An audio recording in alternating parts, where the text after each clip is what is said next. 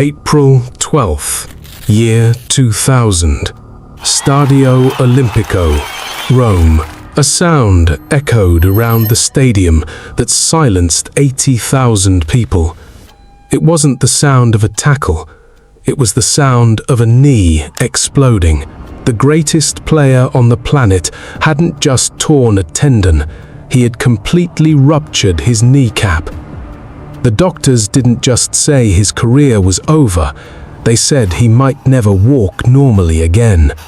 But they didn't know what was coming. This is the story of the greatest comeback in the history of sports. To understand the tragedy, you have to understand the magic. In the late 90s, Ronaldo Nazario wasn't just a footballer, he was an alien. He was a freight train with the feet of a ballerina.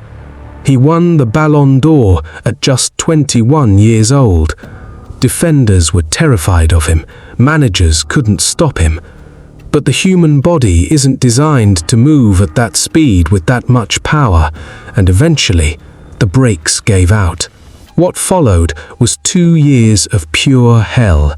While the world moved on, Ronaldo was locked in a gym, fighting a war against his own body. He missed the entire 2000-2001 season.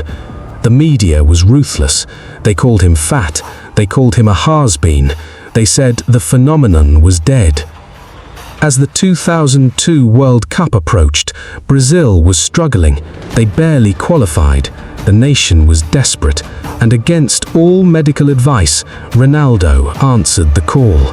When he arrived in Asia for the 2002 World Cup, no one believed in him.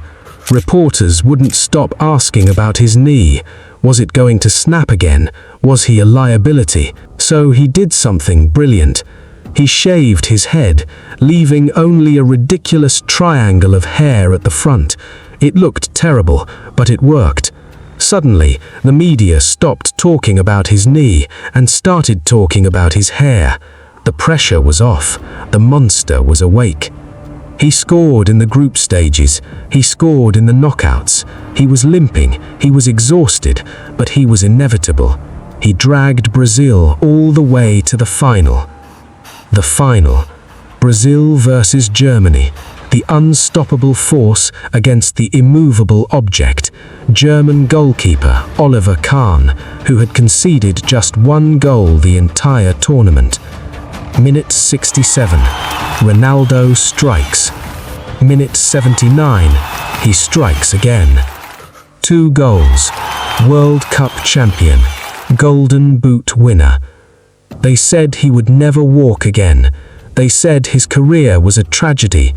But on that night in Yokohama, Ronaldo Nazario didn't just walk, he conquered the world.